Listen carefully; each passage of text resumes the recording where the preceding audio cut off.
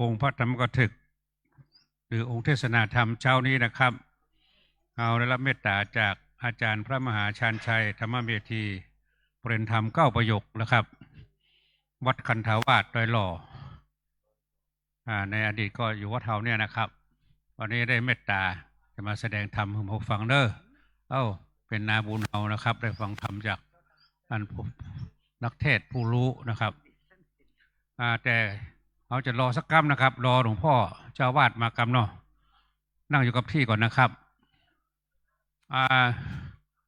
เจ้าหน้าที่เตรียมน้ำพึ่งเตรียมขี้พึ่งเรียบร้อยเนาะเดี๋ยวหลวงพ่อมา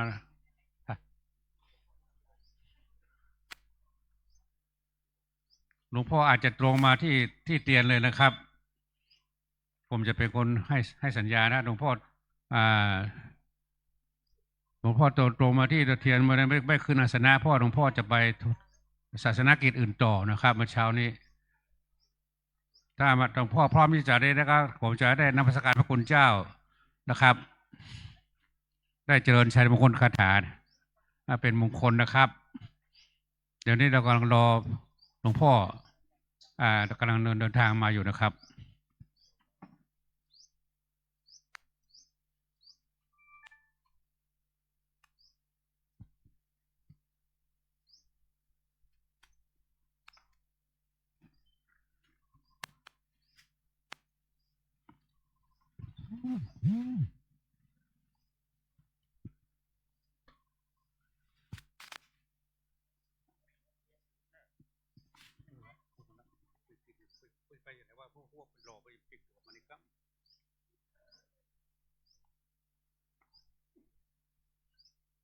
พร้อมแล้วนะครับท่านบอกต้องขึ้นอาสนะท่านลงมาที่หลอดเตียนในนอกโอเค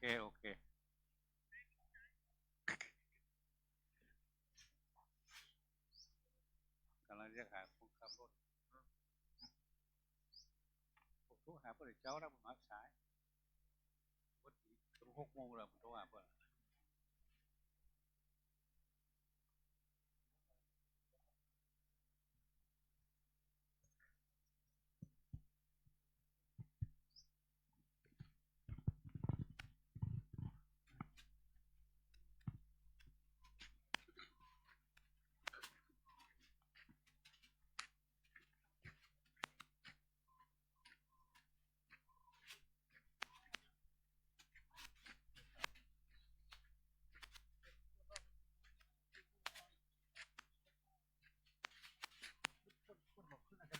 ลงไปเลยผู้จะรถมาจอดนี่เอาลงเลยของขึ้นมาเลยถ้าพวกเอผมจะฮื้อสัญญาณนะพุทธชันโตต้านะเอาสัก9 บวยเนอะ9 บวยเนาะครับแล้วแต่เพื่อนจะคุณพ่อคุณแม่ทำก่อนแล้วคนหนึ่งแต่9 บวย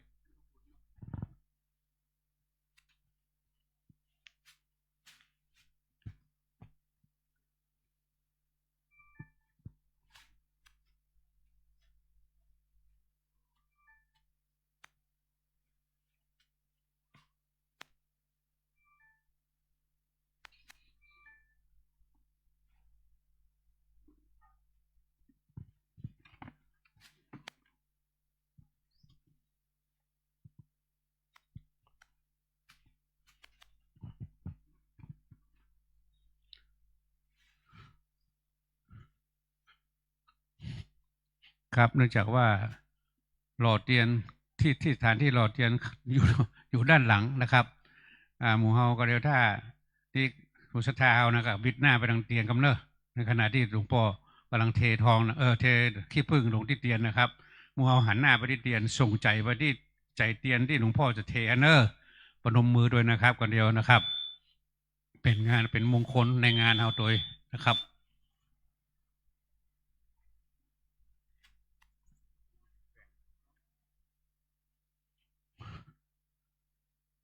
ท่านหลวงพ่อมีศาสนกิจนอกวัดเมื่อเช้านี้นะครับมาได้ตันมาเป็นประธานสงฆ์ในที่ครับความเพิ่นใจว่าปลีกตัวมาเป็นองค์ประธานหล่อเตียนให้เฮานะครับสักพักหนึ่งหลวงพ่อจะเอารถมาจอดตรงนั้นลงนะครับถ้าเจ้าที่ได้เตรียมการเป็นหมดแล้วนะครับที่พึ่งเรียบร้อยแล้วนะครับต้มไปเรียบร้อยแล้ว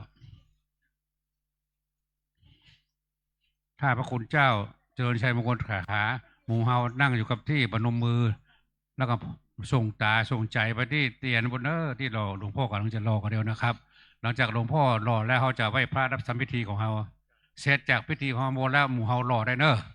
รอได้ทุกคนนะครับ แต่ต้องระวังหน่อยนะครับ ถ้ามีละอ่อนมา หรือคนเฒ่าที่พึ่งนี่ทานแก๊สนี่อันตรายหน่อยระวังหน่อยนะครับ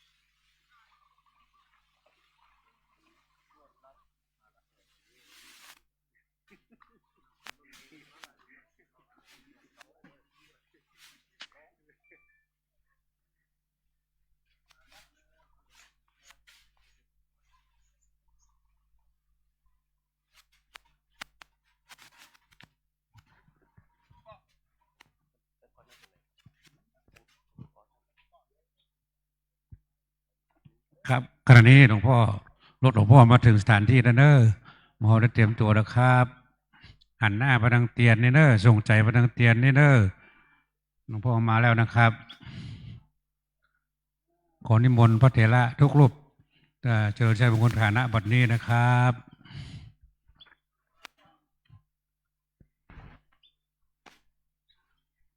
นิมนต์ครับชยันโตโพธิยามูเลสักยานานันทิวันตโนเอวังตะวังวิชโยโหอิชยาสุชยมังกะเล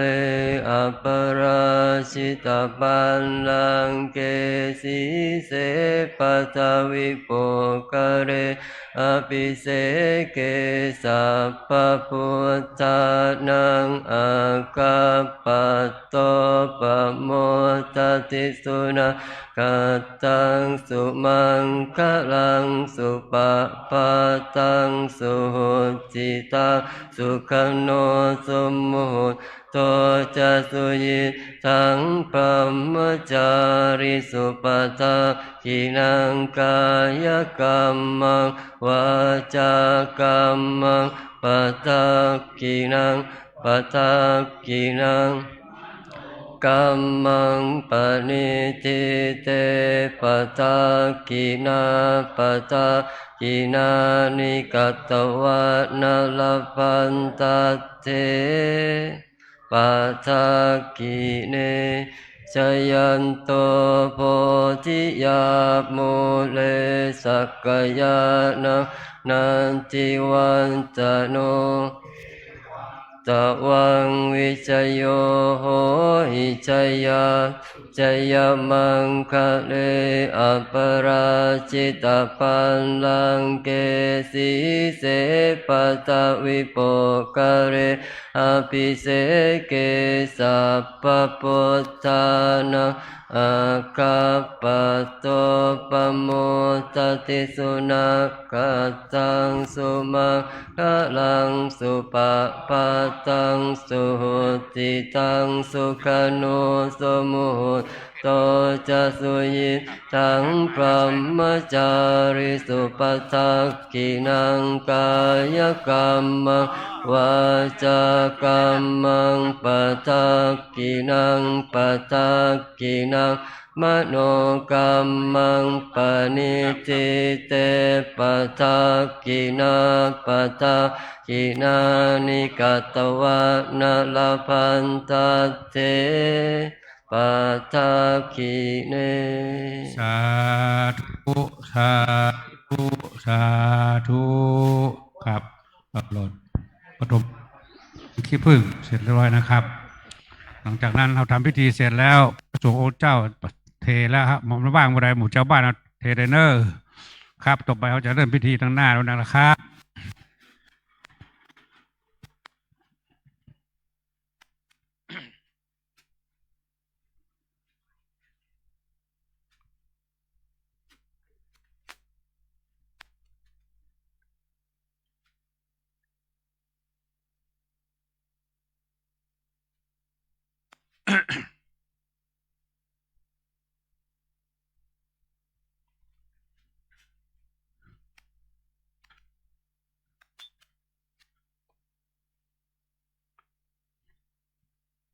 ขอเรียนเชิญ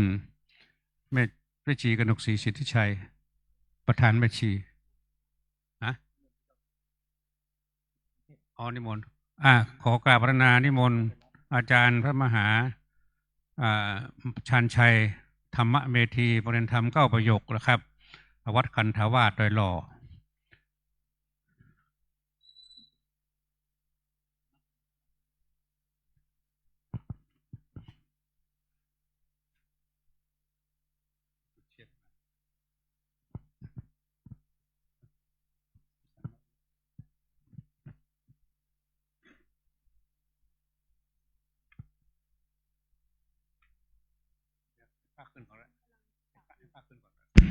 แม่กระโหลกศรีเชิญ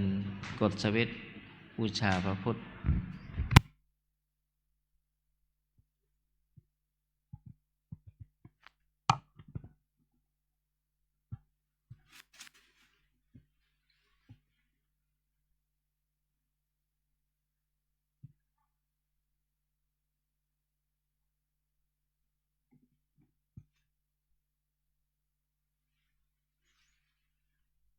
เอาวันนี้พระมหาชันชัยธรรมเมธีเปลี่ยนธรรม9ประโยควัดคันธาวาสทุ่งอ้อดอยหล่อเป็นองค์แสดงพระธรรมเทศนา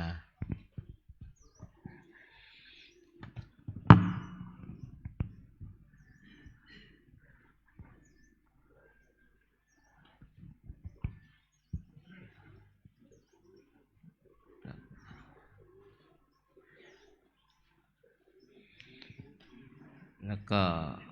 จะได้จุดเทียนส่อง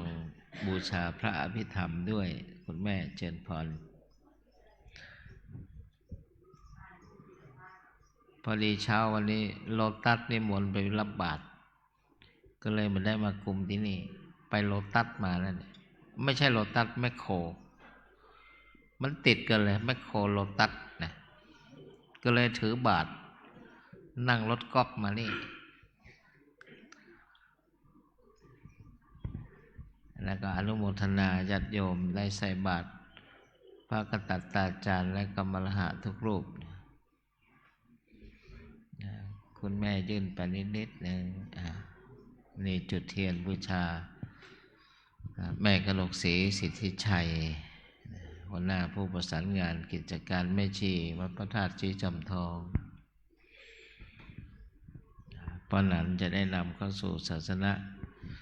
พิธีการในภาคเช้าในวันนี้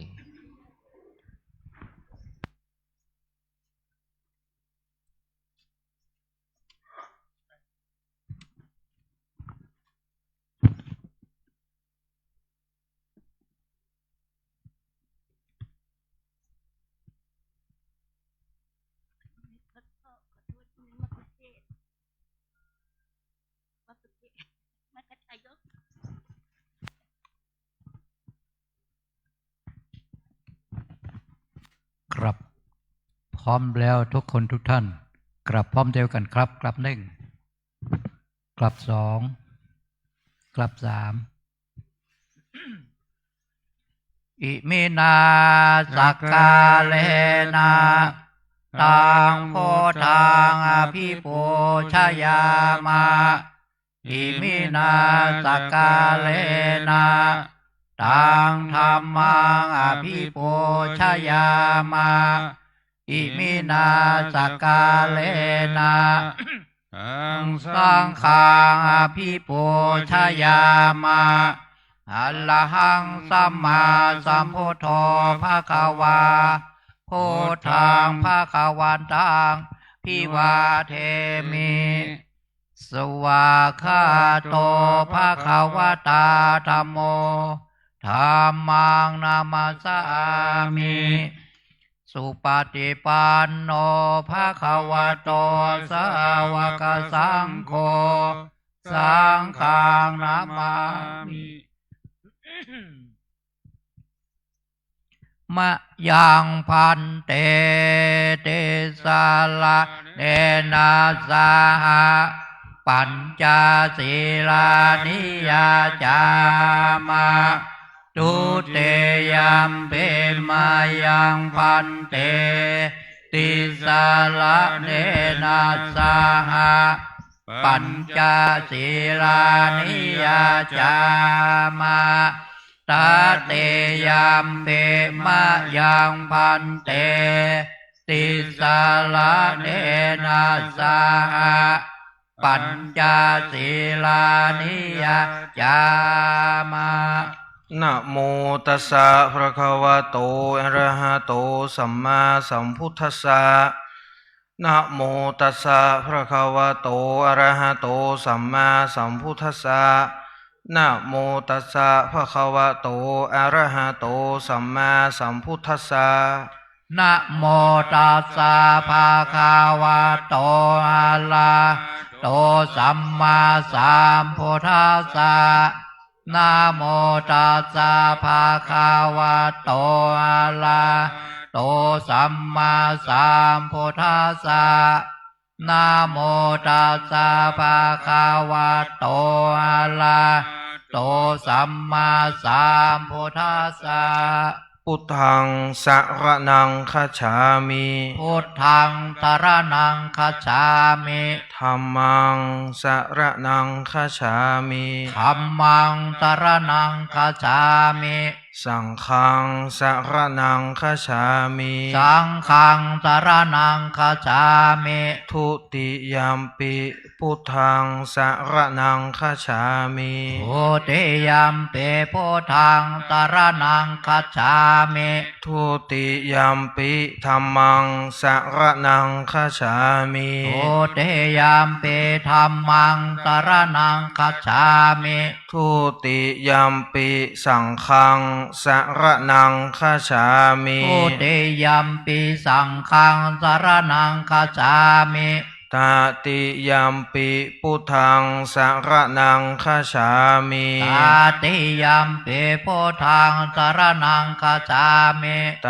ติยัมปิธัมมังสรณังคัจฉามิต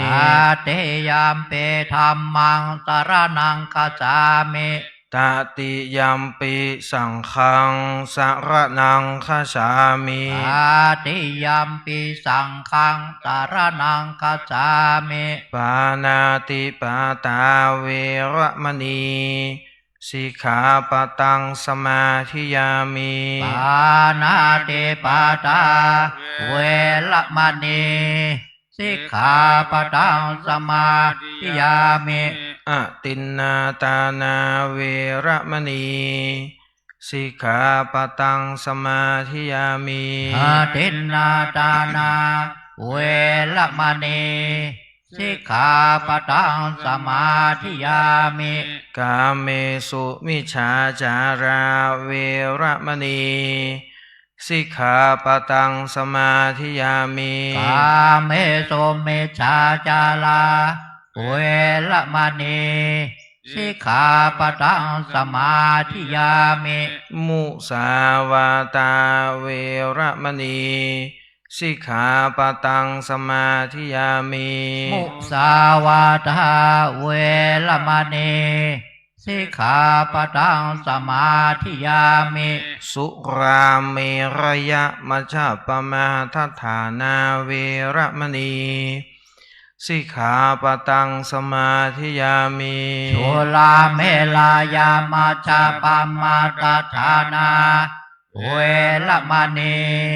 สิกขาปะทังสมาธิยามิ อิมานิปัญจสิกขาปตานิสีเลนะสุกติงยันติ สาธุ สีเลนะโภกสัมปตา สาธุ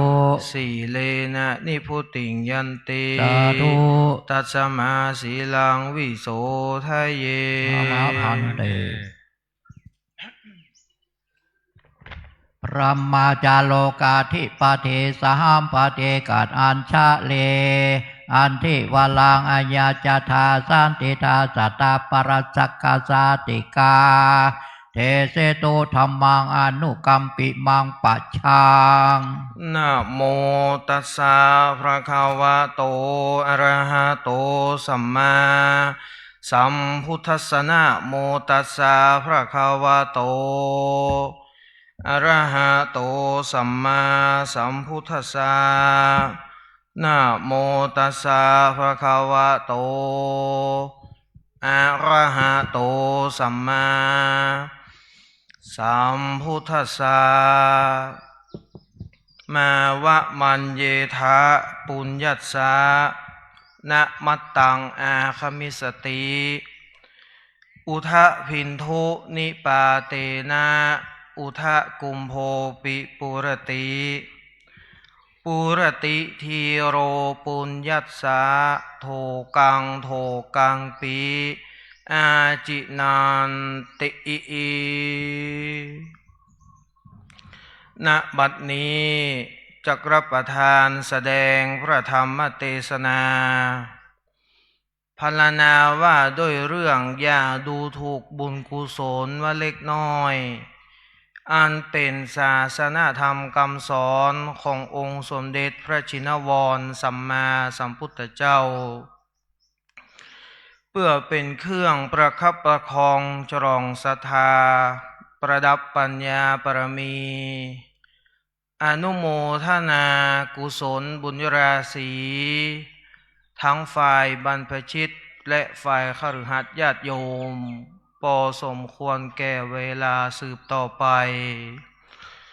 ขอแสดงความนอบน้อม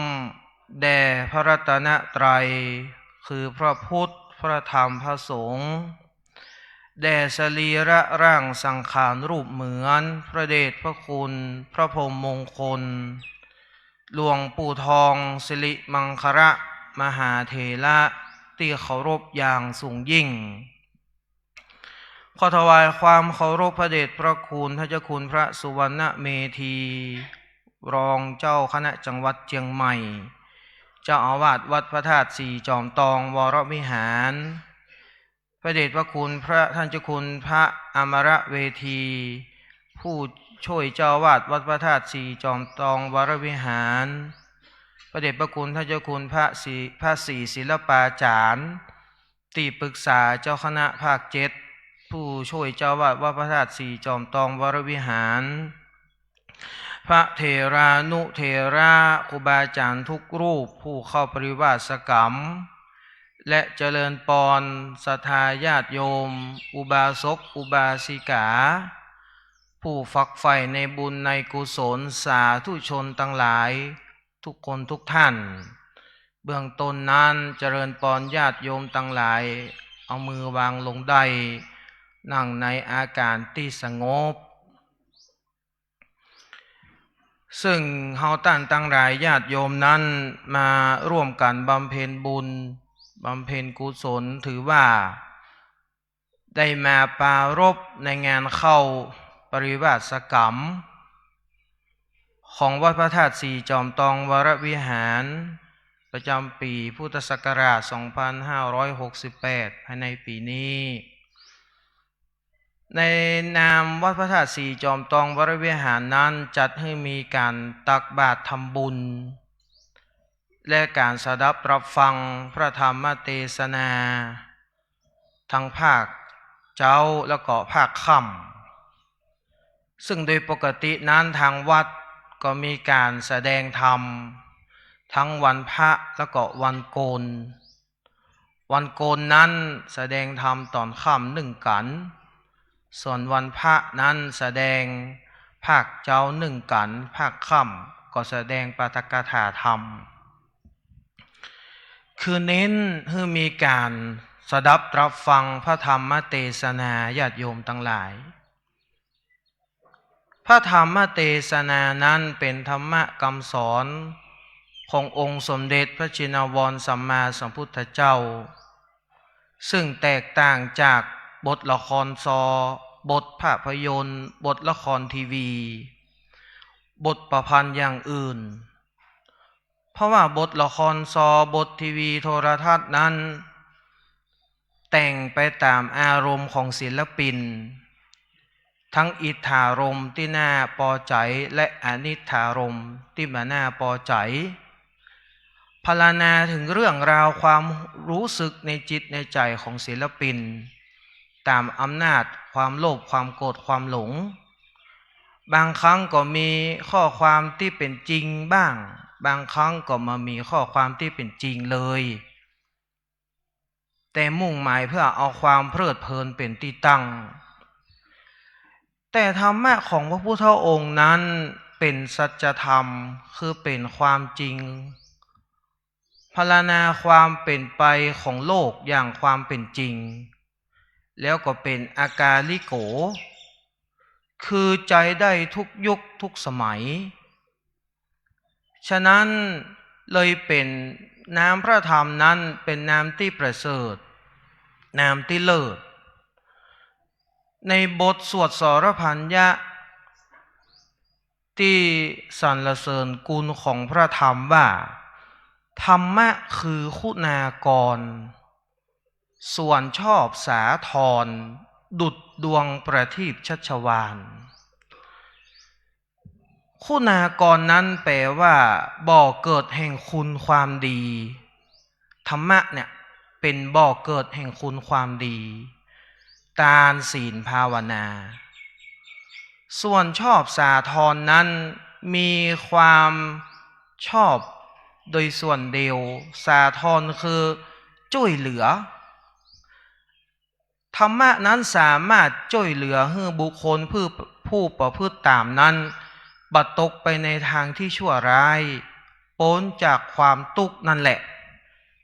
ถึงบรมสุขคือพระนิพพานได้ดุจดวงประทีปชัชวาลคือดุจแสงสว่างที่กำจัดความมืดมนอนทการในจิตใจคืออวิชชากิเลสตัณหาต่างๆให้บรรเทาและหายไปได้ในที่สุดพระเดชพระคุณหลวงปู่พระพรหมมงคลได้กล่าวไว้เกี่ยวกับการแสดงธรรมความสำคัญของพระธรรมนั้นจะขอหยิบยกข้อความบทนั้นมาชี้แจงแสดงประกอบเพื่อให้เกิดศรัทธาปัสสาทะความเชื่อความเลื่อมใสยิ่งขึ้นไปแก่ญาติโยมท่านสาธุชนทั้งหลายในหนังซึ่งบันทึกไว้ในหนังสือหลวงปู่สอนไว้แจกเป็นธรรมทานในวันทำบุญอายุครบ8 รอบ96 ปีวันที่21 กันยายนพุทธศักราช 2562 หน้าที่56ว่าน้ำพระธรรมนั้น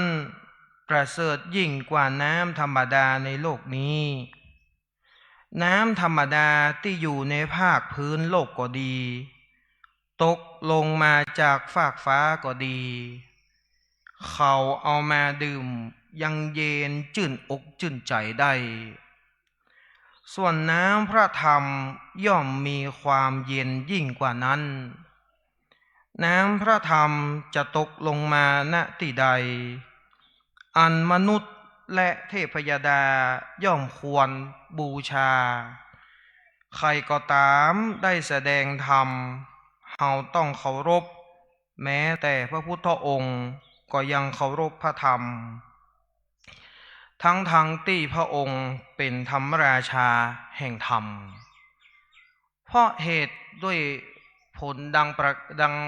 ประการดังกล่าวมานี้จึงมีก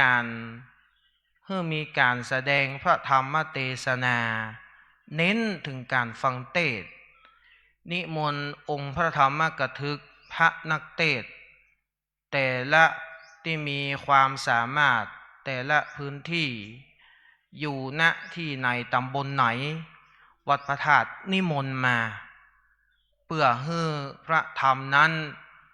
เข้าสู่ถึงบรรพชิตและคฤหัสถ์ญาติโยมเป็นประดุจดวงประทีปชัชวาลคุณากรก่อเกิดแห่งคุณความดีซึ่งญาติโยมท่านสาธุชนทั้งหลายมาร่วมกันทำบุญอย่างนี้มาเป็นประจำทุกวันการเข้าปริวาสนั้นใช้เวลากว่า10 กว่าวันญาติโยมก็มาตักบาตรทำบุญมาฟังเทศน์การตักบาตรทำบุญนั้นก็หาวัตถุสิ่งของตามกำลังของญาติโยมจะนักก็ดีจะน้อยก็ดีแต่ทั้งหลายอย่าดูถูกบุญกุศลว่าเฮาทำบุญวัตถุที่เฮามาทำนั้นมีค่าน้อยมีราคาน้อยเอามาบาหลายมานักเหมือนเปิ้นเมื่อญาติโยมทำด้วยจิตที่ศรัทธาในพระรัตนตรัยแล้วย่อมก่อเกิดมีพระอานิสงส์อันยิ่งใหญ่จะขอหยิบยกในสมัยองค์สมเด็จพระสัมมาสัมพุทธเจ้าได้กล่าวอนุโมทนาซึ่งเรื่องนี้ปรากฏอยู่ในพระไตรปิฎกกุตตกนิกายธรรมบทภาคที่5ปรารภองค์สมเด็จพระสัมมาสัมพุทธเจ้าประทับอยู่ในวัดพระเชตวันมหาวิหารแล้วก็มีญาติโยมอุบาสกอุบาสิกามาถวายภัตตาหารเจ้าเหมือนเฮาตั้งทั้งหลายมาเนี่ยแหละคือหลังจากถวายภัตตาหารเสร็จเรียบร้อยแล้วพระพุทธองค์จะกล่าวอนุโมทนานั้นก็ไม่ใช่ว่าเป็นการแสดงธรรมแต่กล่าวถ้าเป็นภาษาปัจจุบันก็สัมโมทนิยคาถาสัก5 นาที10 นาทีเพื่อเป็นการเพิ่มความชื่นอกชื่นใจให้แก่ศรัทธาที่มาทำบุญอยู่ในบุญอยู่ในกุศลพระพุทธองค์ได้กล่าวอนุโมทนาแด่มหาชนอุบาสกอุบาสิกาที่มาถวายภัตตาหารเจ้าในวันนั้นว่าบุคคลบางคนในโลกนี้ฮื้อตานเฉพาะตนเองแต่บ่ได้จักจนคนอื่นฮื้อตานเมื่อบุคคลนั้นเสียชีวิตจากโลกนี้ไปแล้วไปเกิดในภพหน้าภูมิหน้าย่อมจะถึงพร้อมเฉพาะโภคสมบัติแต่จะขาดบริวารสมบัติโภคสมบัตินั้นหมายความว่าจะมีฐานะที่ร่ำรวยที่มั่งมีสีสุขแต่จะขาดลูกหลานขาดญาติมิตรขาดบริวารมิตรสหายอันเป็นกัลยาณมิตรคือปรารถนาดีต่อกันจะมีหมู่น้อยมีเจ้าหมู่น้อยมีคนบริวารน้อยประการที่สองคนบางคนในโลกนี้มาได้ทำตามด้วยตนเองแต่ไปจักจวนคนอื่นเพื่อมาทำตามทำบุญบุคคลประเภทที่สองนี้เมื่อไปเกิดในภพหน้าภูมิหน้าย่อมจะมีฐานะที่ยากจนบ่ได้มั่งมีเงินทองแต่จะถึงพร้อมด้วยบริวารสมบัติคือจะมีกัลยาณมิตรลูกหลานพี่น้องมิตรสหายหลวงหลายประเภทที่สามนั้นบุคคลบางคนในโลกนี้บ่ได้ฮื้อตานด้วยตนเองแล้วก็บ่ได้จักจวนคนอื่นในการทำบุญ เมื่อเขาไปเกิดในภพหน้าภูมิหน้า ย่อมจะมีฐานะที่ยากจน และมามีกัลยาณมิตรมามีบริวารขาดทั้งสองประการ หัวเดียวกระเทียมรีบ บุคคลประเภทที่สี่นั้นคือทั้งฮื้อตานด้วยตนเอง แล้วก็ทั้งจักจวน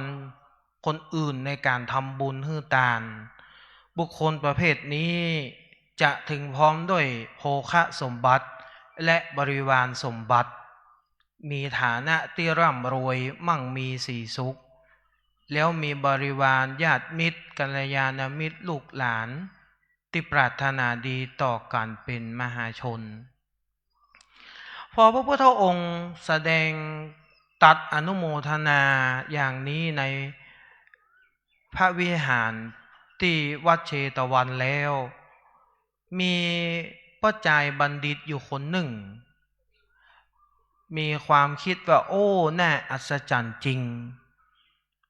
เราจะทำเหตุทั้งสองอย่างให้เกิดขึ้น คือจะทำเหตุแห่งโภคะสมบัติและบริวารสมบัติเกิดขึ้น ก็เลยนิมนต์พระพุทธเจ้าว่าข้าแด่พระองค์ผู้เจริญวันพรุ่งนี้ข้าพระองค์ขอนิมนต์พระองค์เพื่อมาฉันภัตตาหารข้าพระองค์จะไปรวบรวมกัลยาณมิตรมิตรสหายร่วมกันทำอาหารแล้วมาถวายภัตตาหารเจ้าในวันพรุ่งนี้ขอพระพุทธองค์รับนิมนต์ด้วยพระพุทธเจ้าข้าพระพุทธเจ้านั้นรับตกลงนิมนต์นั้นจะนิ่งญาติโยมทั้งหลายพระสงฆ์การที่พระสงฆ์นิ่งนั่นแหละคือการรับแล้วเรียกว่าดุษฎีภาพชายบัณฑิตคนนี้ก็เข้าไปในหมู่บ้านแล้วก็เอาหม้อเอากะละมังไปตัวหิ้วเข้าไปในหมู่บ้านซึ่งก็ไปเป่าประกาศว่าวันพรุ่งนี้ข้าพเจ้าจะถวายภัตตาหารแด่พระพุทธองค์และภิกษุสงฆ์ประมาณหลายร้อยลูกพ่อแม่พี่น้องตั้งหลายคนใดมีจิตใจอยากทำบุญร่วมกันก็สามารถนำวัตถุดิบบ่ว่าจะเป็นข้าวสารเป็นพักพืชพักธัญญาหารเป็นน้ำผึ้งน้ำอ้อยก็ตามมาร่วมใส่ในกะละมังภาชนะที่นำมานี้ได้รวบรวมกันแต่ละบ้านไปแต่ละหลังก็มีเจ้าบ้านเอาข้าวสารมาคนกระสอบ2 กระสอบกิโล2 กิโลเอาผักเอาผลไม้เอาน้ำผึ้งมาทีละขวด2 ขวดน้ำอ้อยมาทำของหวานถวายพระพุทธองค์จนไปถึงหน้าบ้านเศรษฐีอยู่คนหนึ่งซึ่งเปิดร้านค้าเศรษฐีคนนี้เป็นคนตระหนี่ที่เหนียวบ่อยากทำบุญง่ายๆญาติโยมแต่คนเปิ้นมาบอกถึงหน้าบ้านจะลบก็ปะจะหลีกก็พบก็เลยทำบุญให้ผ่านๆไปก็ฮ้องชายบัณฑิตคนนี้เข้ามาที่หน้าร้านแล้วบอกว่าท่านนำภาชนะกะละมังที่ท่านมาเอาหม้อนั่นแหละที่ท่านนำมานั่นแหละยื่นมาข้าพเจ้าจะร่วมทำบุญแต่การที่เศรษฐีทำบุญนั้นแปลกกว่าคนอื่นเปิ้นทำบุญข้าวสารเป็นกระสอบน้ำผึ้งน้ำอ้อยเป็นขวด2 ขวดเศรษฐีนี่ญาติโยมต่างหลายเอามือยิบเข้าขึ้นมาแค่3 นิ้วโป้งนิ้วจี้นิ้วกลางได้3 นิ้วทำบุญเตะญาติโยมได้ข้าวสารมาสัก10 เม็ดนี่แหละแล้วทีนี้น้ำผึ้งน้ำอ้อยก็ ร่วมทีละยศเอายศ2 ยศใส่ในภาชนะหม้อของชายบัณฑิตตั้งแต่นั้นมาเจ้าบ้านก็ฮ้องเป็นสร้อยกำสร้อยเป็นจื่อว่าพิลาละปัทกะเศรษฐีพิลาละแปลว่าแมวปัทกะแปลว่าเท้าแปลว่าเศรษฐีตีนแมวจิว่าเศรษฐีตีนแมวเจ้าบ้านตั้งฉายากันที่ว่าตีนแมวนี่บ่ได้ว่าไปตัดช่องย่องเบาลักขโมยของใครหรอกทำบุญเต้าองค์ตีนแมวมีความตนีที่เหนียวชายบัณฑิตก็บ่ได้กล่าวบ่ได้ว่าอะไรอย่างแต่เขาแบ่งข้าวสารแบ่งน้ำผึ้งน้ำอ้อยที่เศรษฐีร่วมทำบุญนั่นน่ะไว้ส่วนหนึ่งใส่ในถุงไว้ส่วนหนึ่งบ่ได้เอาไปรวมในกะละมังในหม้อของคนอื่นเศรษฐีตีนแมวหันเข้าใส่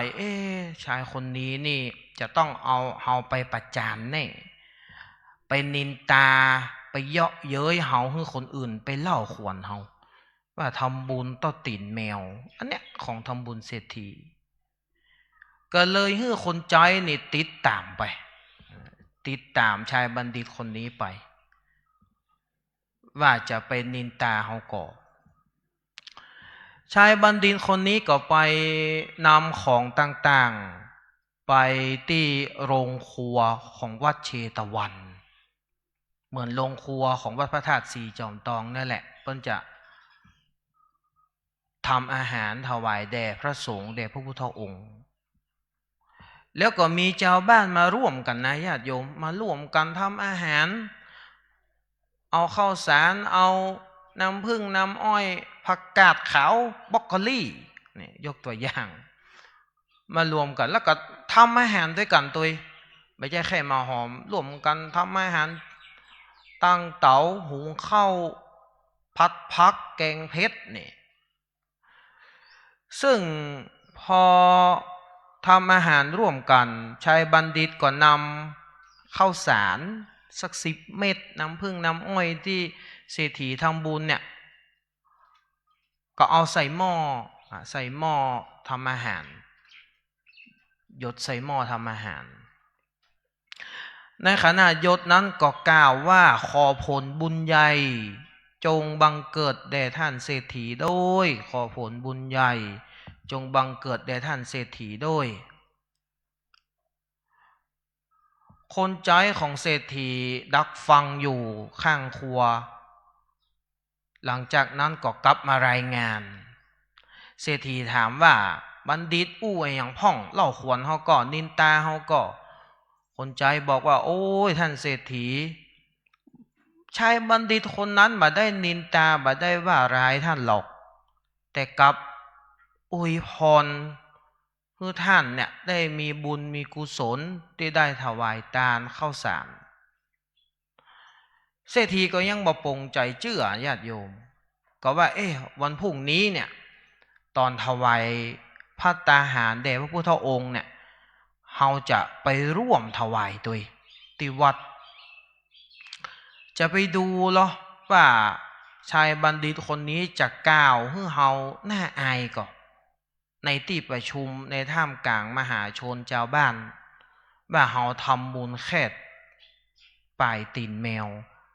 ข้าวสารแค่10 เม็ดและจะเน็บมีดไปด้วยเอามีดพกมีดไปด้วยถ้าชายบัณฑิตคนนี้ประจานอู้ว่าเฮามีเศรษฐีทำบุญแค่นิดเดียวเท่าอุ้งตีนแมวนั้นจะฆ่าให้ตายคาวัดนั้นเลยญาติโยมทั้งหลายพอถึงวันรุ่งขึ้นก็ถึงเวลาที่ชายบัณฑิตและชาวบ้านร่วมกันถวายภัตตาหารแด่องค์สมเด็จพระสัมมาสัมพุทธเจ้าและภิกษุสงฆ์100 กว่ารูปในสมัยก่อนนั้นมีพระสงฆ์ประมาณ500 กว่ารูปประมาณหลายร้อยรูปเพราะว่าในธรรมบทนั้น มีทรัพย์ว่าปัญจสตะภิกขุบริวาโลมีภิกษุ500 รูปเป็นประมาณเป็นบริวารในขณะที่ถวายพระตาหารแด่พระพุทธเจ้าและพระสงฆ์นั้นชายบัณฑิตได้ทูลแก่พระองค์ว่าข้าแด่พระองค์ผู้เจริญอาหารหวานข้าวพระตาหารทั้งหลายนี้ข้าพระองค์พร้อมทั้งเจ้าบ้านมิตรสหายรวบรวมกันมาถวายบางคนนั้นก็มาถวายร่วมทำบุญมามากบางคนก็ร่วมทำบุญมาน้อย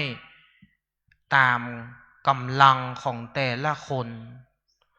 ขอผลบุญใหญ่นั้นจงบังเกิดแด่เจ้าบ้านเหล่านั้นที่ร่วมทำบุญด้วยพระพุทธเจ้าข้าพระพุทธองค์ก็ตรัสว่าสาธุสาธุคืออนุโมทนาดีแล้วดีแล้วในขณะนั้นเศรษฐีตีนแมวก็อยู่ในท่ามกลางนั้นร่วมทำบุญตัวพอได้ฟังอย่างนี้แล้วญาติโยมเศรษฐีสำนึกในความผิดของตนเองก็เลยมาก้มกราบที่เท้าของชายบัณฑิตคนนี้ชายบัณฑิตก็สะดุ้งโอ้ท่านเศรษฐีทำมายังเนี่ยยังมากราบเท้าของข้าพเจ้าเศรษฐีก็เล่าเนื้อความต่างๆให้ฟังตั้งแต่ต้นพระพุทธองค์ประทับในขณะนั้นพระพุทธองค์ก็ทรงทราบอยู่แล้วโดยพระญาณอันเลิศแต่ก็ตรัสถามว่ามีเรื่องอะไรอย่างกันชายบัณฑิตก็ทูลพระพุทธองค์ว่าข้าแด่พระองค์ผู้เจริญคือเศรษฐีคนนี้ดูถูกบุญกุศลของตนเองว่าทำบุญแค่ปลายนิ้วคงบ่เกิดพระอานิสงส์อย่างหรอกแล้วก็คิดบดีกับข้าพระองค์พระพุทธเจ้าข้าแต่ข้าพระองค์บ่ได้ถือโทษโกรธอย่างหรอกให้อภัยทุกอย่างพระพุทธองค์ก็เลยตรัสว่าดูก่อนอุบาสกคือตรัสแก่เศรษฐีว่าดูก่อนอุบาสกขึ้นชื่อว่าบุญนั้นอย่าดูหมิ่นว่าเล็กน้อยแล้วจะมีอานิสงส์น้อยอย่าดูถูกอย่างนั้นอย่าดูหมิ่นบุญอย่างนั้นชื่อว่าการทำบุญแก่ภิกษุสงฆ์ซึ่งมีพระพุทธเจ้าดังเช่นเราเป็นประมุขเป็นประธานนั้นย่อมมีพระอานิสงส์อันยิ่งใหญ่แล้วก็ตัดคาถาตามที่อาตมาภาพยกไว้เป็นนิเคปบทเบื้องต้นซึ่งปรากฏอยู่ในเรื่องพิลาละปัฏกะเศรษฐีคุทกนิกายธรรมบทภาคที่5ว่ามาวะมันเยทะปุญญัสสะนะมัตตังอาคมิสติอุทะพินทุนิปาเตนะอุทะกุมโภปิปุรติทีโรปุญญัสสะโทกังปิอาจินังแปลว่าบุคคลอย่าดูถูกบุญว่าเล็กน้อยจักบ่เกิดผลแม้นหม้อน้ำตุ่มน้ำก็ย่อมเต็มได้ด้วยหยาดน้ำฝนทีละหยาดบุญกุศลก็เหมือนกันเมื่อสั่งสมทีละเล็กทีละน้อยทีละเล็กทีละน้อยก็ย่อมเต็มเป็นปารมีได้ฉะนั้นและบุญกุศลนี้ยังเป็นประดุจเงาตามตนญาติโยมทั้งหลายติดตามไปทั้งในชาตินี้แล้วก็ในชาติหน้าดังคำประพันธ์ที่ว่าบุญเป็นเงาเฝ้าตามติดบุญเป็นมิตรในทุกที่ คอยช่วยเหลือเอื้ออารีห่างราคีปลอดโผยภัยบุญพิทักษ์บุญรักษาบุญนำพาพบสุขใสแม้นชีพลับดับล่วงไปบุญส่งให้ถึงแดนสุขวดีฉะนั้นบุญกุศลย่อมเกิดพระนิสงส์อันยิ่งใหญ่ถ้ากระทำด้วยใจที่ประกอบด้วยศรัทธาในพระรัตนตรัยคือพระพุทธพระธรรมพระสงฆ์ดังได้พรรณนามาเตสนาวสาเนในการเป็นที่สุดลงแห่งพระธรรมเทศนานี้อิมินากตะบุญเยนะด้วยอำนาจแห่งทานศีลภาวนาธรรมสวนะใหม่คือการฟังธรรมธรรมเทศนาใหม่คือการแสดงธรรมขอให้มารวมกันเป็นตบะเป็นเดชะภรวะปัจจัยส่งเสริมอุดหนุนญาติโยมและส่งเสริมอุดหนุนทั้งฝ่ายบรรพชิตและฝ่ายคฤหัสถ์ญาติโยมต่างหลายและครอบครัวให้ได้เจริญไปด้วยจตุรพิตรพรชัยทั้งสี่คืออายุวันนะสุขะภระปฏิภาณธนสารสมบัติคุณสารสมบัติพิพัฒนมงคลสัพพสิริสวัสดิ์เพิ่มพูนผลไปด้วยลาภยศสุขสรรเสริญคิดมาดปรารถนาสิ่งใดแล้วที่เป็นไปด้วยชอบประกอบไปด้วยธรรมขอให้สิ่งนั้นจงพันสำเร็จจงพันสำเร็จจงพันสำเร็จทุกประการแสดงพระธรรมเทศนามาในญาดูถูกบุญกุศลว่าเล็กน้อยก็หันว่าพอสมควรแก่กาลสมัยแล้วจึงขอสมยุติลงคงไว้แต่เพียงเท่านี้เอวังก็มีด้วยประการฉนี้อันตมยังสาธุกลังกะโลมาเซสาธุสาธุสาธุนะโมตัสสะภะคะวะโตอะระหะโตสัมมาสัมพุทธัสสะนะโมตัสสะภะคะวะโตสัมมาสัมพุทธัสสะนะโมตัสสะภะคะวะโตอะระหะโตสัมมาสัมพุทธัสสะอิติปิโสภะคะวะอะระหังสัมมาสัมพุทโธวิชชาจารณะสุขโตโรกาเวโทธัมมัสสารติสัทธาเทวมนุสสานังพุทโธภะคะวะติสักขะโตภะคะวะตะธัมโมสันทิฏฐิโกอาการหิปัสสิโกปันนาเยโกปัจจตังเวทิตาโวเวนโยเหติสุปฏิปันโนภะคะวะโตสาวกสังโฆจุปฏิปันโนภะคะวะโตสาวกสังโฆยายาปฏิปันโนภะคะวะโตสาวกสังโฆจิปฏิปันโนภะคะวะโตสาวกสังโฆยะทิทันจัตตาริปุริสายุคานิอัตถปุภุกาลาเอสัพพะคะวะโตสาวกสังโฆอาหุนายโยปาหุนายโยกินายโยปัญจเนกาลานิโยอนุตตรบุญญาเกตังโลกัสสติมหากาโลนิโกนาโถตายาสัพพะปานินังปุเรนวะปารามิสัพพะปะโตสัพพะเตมุตตะมังเอเตนะสัจจวัชเชนะโอตุเตชะยามังคลังชยันโตโพธิยังสกายานังนันติวัตตโนเอวัตตวาวิจโยหิชยาสุชยามังคะเลอปาราสิตาปัญราเกจิเสปัทาเวปุคะเรอภิเสเกสัพพพุทธานังอัคคปะโตปะโมทติสุนัขขัตตาสุมังคา ลาสุปปะตังสุโหติตังสุขานุสุโม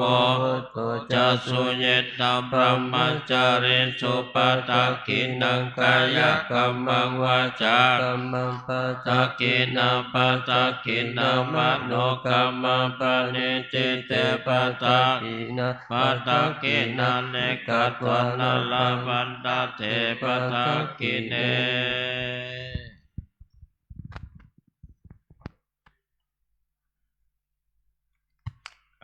อันดับต่อไป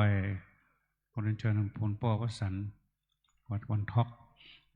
กรรมการวัดพระธาตุได้ประเกณฑ์การประพุทธนะครับ แล้วก็เรียนเชิญแม่ชีกนกศรีสิทธิชัยได้มาขึ้นไปกันบูชากันเทศเชิญครับ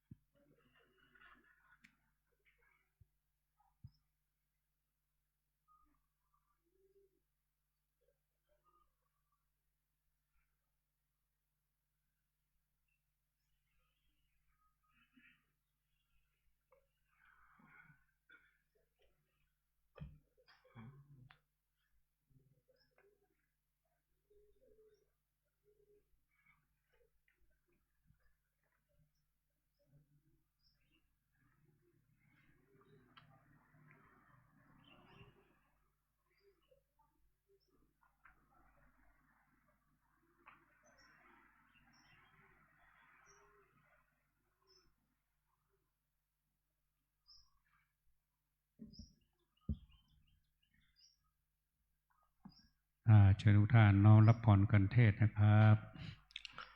ขออนุโมทนาบุญแด่คุณรัตดาทินสถิตซึ่งเป็นเจ้าภาพกันเทศในเจ้านี้ ต่อไปญาติโยมทั้งหลายตั้งอกตั้งใจรับพรญาติน้ำอุทิศส่วนกุศลยะถาวาริวหาปูราปริปุเรนติสาครังเอวะเมวะอิโตตินังเปตานังอุปกัปปติอิชิตังปฏิตังทุมหังคิปะเมวะสมิจฉตุสัพเพปุเรนตุสังกปาจันโทปนะระโสยะถามณีโชติระโสยะถาสัพพิติโยวิวัชชันตุสัพพะโลโควินาศตุมาเตภวะตวันตรายโยสุขีทีคายุโกภวะอาภิวาทนาสีลิสะนิจังวุธาปัจจายโนจัตตารโอธรรมาวทันติอายุวันโนสุขังภาลา สาธุสาธุสาธุ ผมพระจ่ายเอาขอแรงยกบาทพระพุทธน้ำต้นพระพุทธกันพระพุทธแล้วก็พระมหาเถระขึ้นครับ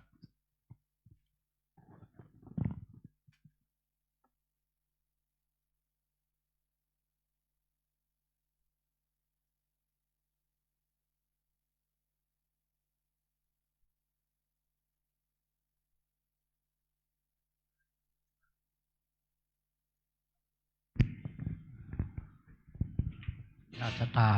กรรมการผู้ใดว่างก็ขึ้นมาครับ ยกกันเข้าถวายพระพุทธแล้วก็ท่านพระคุณเจ้า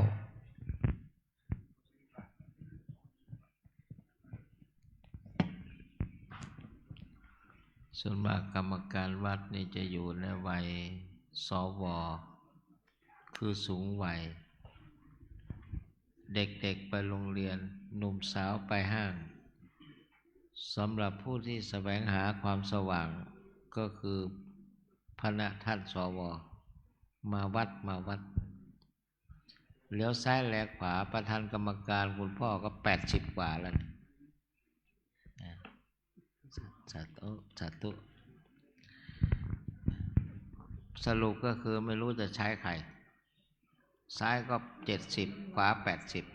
80 ผู้สูงอายุนะครับคุณพ่อสาธุ ท่านมหาชันชัยชันด้วยกันจะปิกก่อนครับ ขออนุโมทนากับท่านอาจารย์พระมหาชันชัยธรรมเมธีเป็นธรรม9 ประโยคคันธาวาสทุงอ้อและหล่อขออนุโมทนาแนะนำพระภิกษุสามเณรพระปัตตกตาจารย์พระกรรมรหะก็ขออนุโมทนาขอบคุณองค์ธรรมกถึกคือท่านพระมหาชันชัยธรรมเมธีเปลี่ยนธรรม9 ประโยคตลอดถึงคณะศรัทธาวัดพระธาตุศรีจอมทองญาติโยมผู้มาใส่บาตรในภาคเช้าก็ขอขอบคุณอนุโมทนากับท่านมหาด้วยเมื่อกี้บอกว่าท่านมหาจะฉันเช้าด้วยกันไหมบอกมีกิจต่อก็ขอนิมนต์ภาษาบาลีว่ายัสสธานิตุมเหกาลังมัญญถาแปลว่า มีกิจการงานธุระอันใดก็ตามอัธยาศัยนะ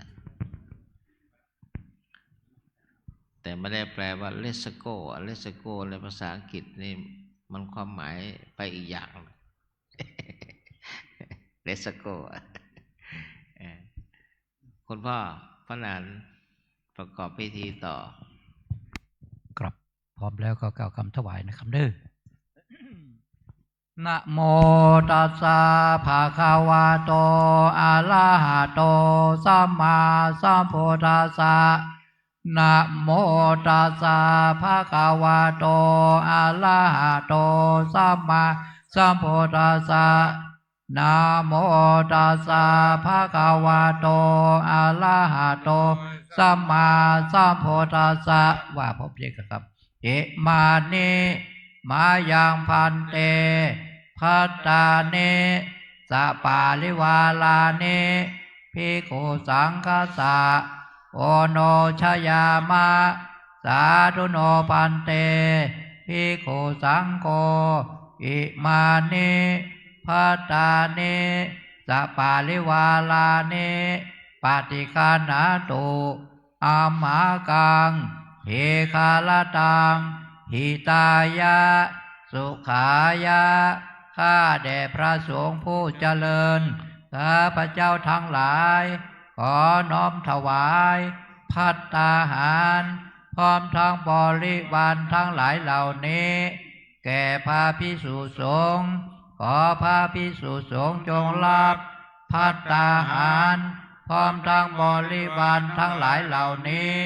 ของข้าพระเจ้าทั้งหลายเพื่อประโยชน์และความสุขความเจริญแก่ข้าพระเจ้าทั้งหลายตลอดกาลนานเทิน สา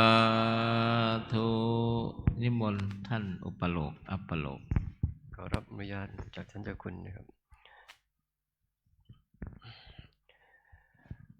ยักเกพันเตสังโฆชานาตุขอพระสงฆ์ทั้งปวงจงฟังคำข้าพเจ้าบัดนี้ทายกทายิกาผู้มีจิตศรัทธาได้น้อมนำมาซึ่งภัตตาหารมาถวายเป็นสังฆทานแก่พระภิกษุสงฆ์อันว่าสังฆทานนี้ย่อมมีอานิสงส์อันยิ่งใหญ่สมเด็จพระพุทธองค์จะได้จำเพาะเจาะจงว่าเป็นของภิกษุรูปหนึ่งรูปใดก็หามิได้เพราะเป็นของสงฆ์ได้แก่สงฆ์ทั่วทั้งสังฆมณฑลพระพุทธองค์ตรัสว่าให้แจกกันตามบรรดาที่มาถึงฉะนั้นบัดนี้ข้าพเจ้าจะสมมุติตนเป็นผู้แจกของสงฆ์พระสงฆ์ทั้งปวงจะเห็นสมควรหรือไม่ถ้าเห็นว่าไม่เป็นการสมควรและไซขอจงได้ทักท้วงขึ้นอย่าได้เกรงใจถ้าเห็นว่าเป็นการสมควรแล้วจงเป็นผู้นิ่งอยู่บัดนี้พระสงฆ์ทั้งปวงนิ่งอยู่ข้าพเจ้าจึงรู้ได้ว่าเป็นการสมควรแล้วจะได้ทำการแจกของสงฆ์ต่อไปณกาลบัดนี้นะโมตัสสะภะคะวะโตอะระหะโตสัมมาสัมพุทธัสสะนะโมตัสสะภะคะวะโตอะระหะโตสัมมาสัมพุทธัสสะนะโมตัสสะภะคะวะโตอะระหะโตสัมมาสัมพุทธัสสะอายังปฐมภาโคมหาเถระสะปาปุนันติส่วนที่หนึ่งย่อมถึงแก่พระเถระผู้ใหญ่ผู้อยู่เหนือข้าพเจ้าอวเสสาภากาอัมหากังปาปุนันติส่วนที่เหลือจากพระเถระผู้ใหญ่ย่อมถึงแก่ข้าพเจ้าทั้งหลายตามบรรดาที่มาถึงรวมถึงพระนวากรูปสุดท้ายส่วนที่เหลือจากนี้ย่อมถึงแก่สมณเณรจีพราหมณ์โยคีนักปฏิบัติธรรมทุกท่านและสรรพสัตว์ทั้งหลายจงได้บริโภคตามความสุขความสบายเถิด สาธุ สังโฆรุจติสังโฆรุจติสังโฆรุจติ ญาติโยม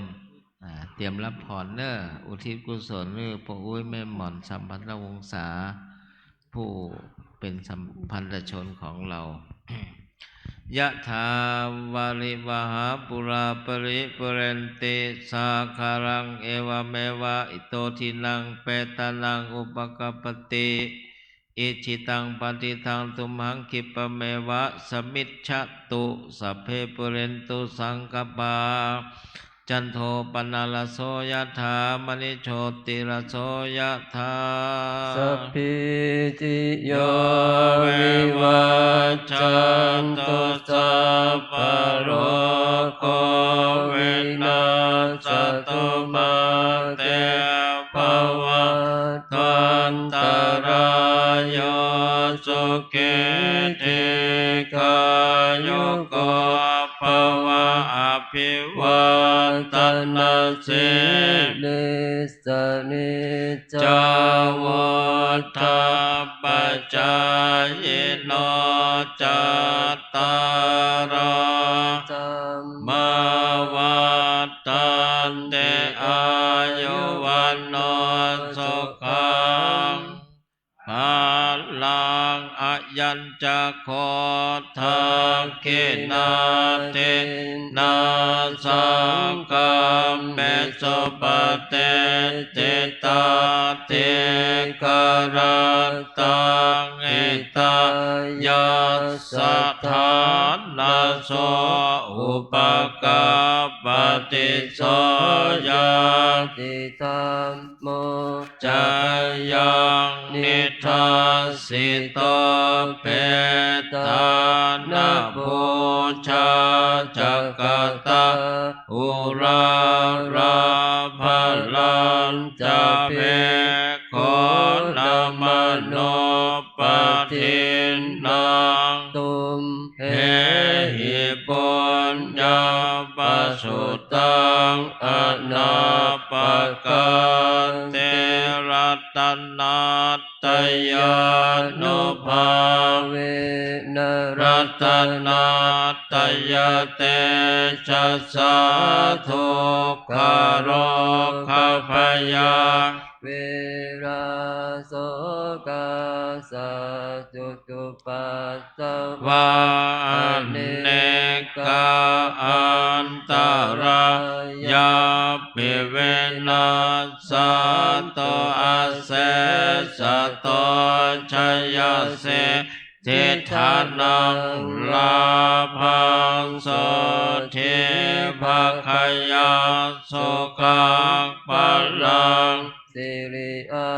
ยุจาวันโนจะโภคาวทิจยสวาสตวาสาจะอายุจะชีวสิทธิเทววันตุเตภวันตุสัพพมังคลังรักขันตุสัพพเทวตาสัพพพุทธานุภาเวนัสสัทธัสโสเทภวันตุเตภวันตุสัพพมังคลังรักขันตุสัพพเทวตาสัพพธรรมานุภาเวนัสสัทธัสโสเทภวันตุเตภวันตุสัพพมังคลังรักขันตุสัพพเทวตาสัพพสังฆานุภาเวนัสสัทธัสโสทิภาวันตุเต โลมาเสสาธุสาธุสาธุครับต่อไปก็ขอเชิญทุกท่านนั่งสมาธิเจริญภาวนาแผ่เมตตากุศลผลบุญทานคือมันครบบุญกิริยาวัตถุ3ประการทานเขาก็ได้กล่าวคำถวายทานไปแล้วศีลหมู่เฮาก็ทั้งหลายก็ได้รับไปแล้วเรื่องเหลืออยู่ภาวนาต่อไปก็ขอเชิญทุกท่านภาวนาเจริญภาวนาแผ่เมตตากุศลผลบุญทานไปให้กับเทวบุตรเทวดาเจ้ากรรมนายเวรและก็สรรพสัตว์ทั้งหลายครับ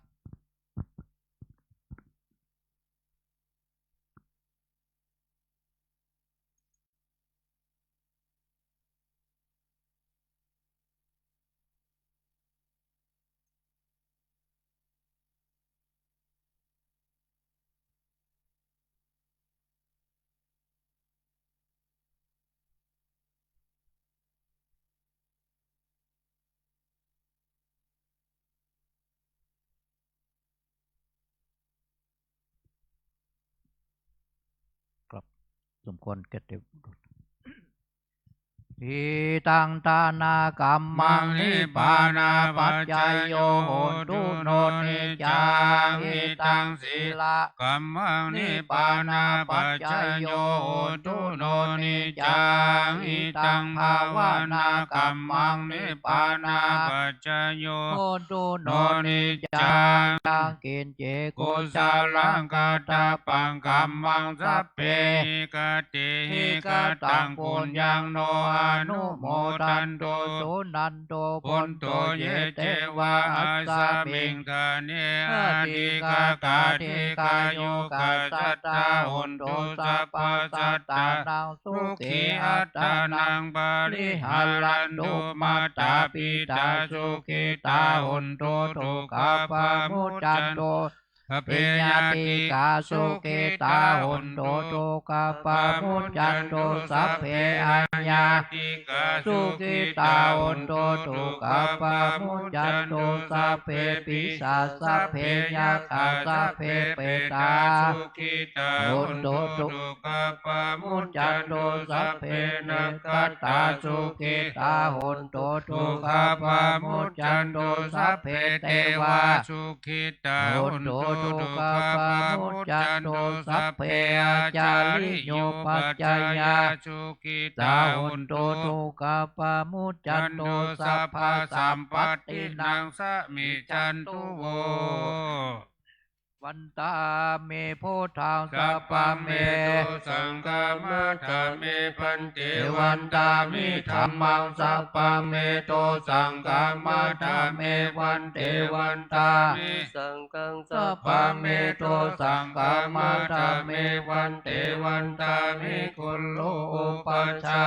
จา จา ริ ริ เย เย สัพพะเมโต โต สั สั ง ง ฆ ฆ มั มั ฏ ฏ ฐา ฐา เม เม วั วัน น เต เต วั วัน น ตา ตา มิ มิ กั กั ม ม มั มั ฏ ฏ ฐา ฐา นั นั ง ง สั สั พ พ พะ พะ เม เม โต โต สั สั ง ง ฆ ฆ มัฏฐาเม พั พั น น เต เต วั วัน น ตา ตา มิ มิ อา อา รา รา เม เม ปั ปั ท ท ธา ธ สิ สิ มา มาายยาสัพพะเมโตสังฆมัฏฐาเมวันเตวันตามิเจติยังสัพพังสัพพะทาเนสุปฏิทิตัสสริราธาตุมหาโพธิมพุทธาโลปังสักการังสัตตานังทาโลเกเทวโลเกพระมโลเกจัมพุทิเปรังกาทิเปสริราธาตุโยเกสาธาตุโยอะระหันตาธาตุโยเจติยังกันทาโกติงจตุลาเจติสา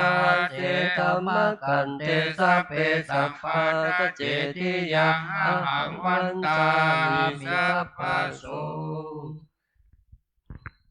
ครับต่อไปกับวันตาหน่อยลูกเหมือนลุงกูปูและก็ท่านเจ้าคุณทุกตนทุกองค์ครับ วันตามีพันเตสัพพังอปาลาทังอาเมพันเตระมะยังกาตังปุญญังสามินาอิตาพังสามินากาตังปุญญังไมหังตาทาพังสาธุสาธุอนุโมทามิ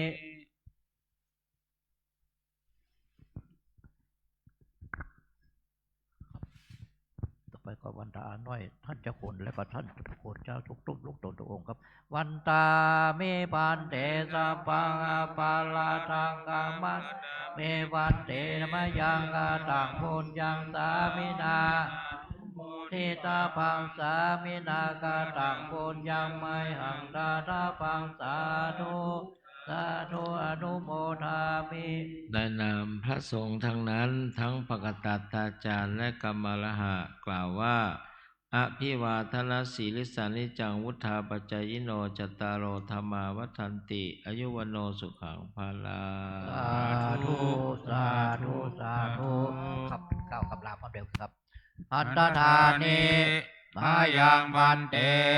ข้าจามาพาหุกิจามายังพาหุการณิยา ยัชธาลีตุมเหกลังมัญญาธา สาธุพันเตสาธุพันเตสาธุพันเตปฏิสังขโยดอก ครับสำหรับ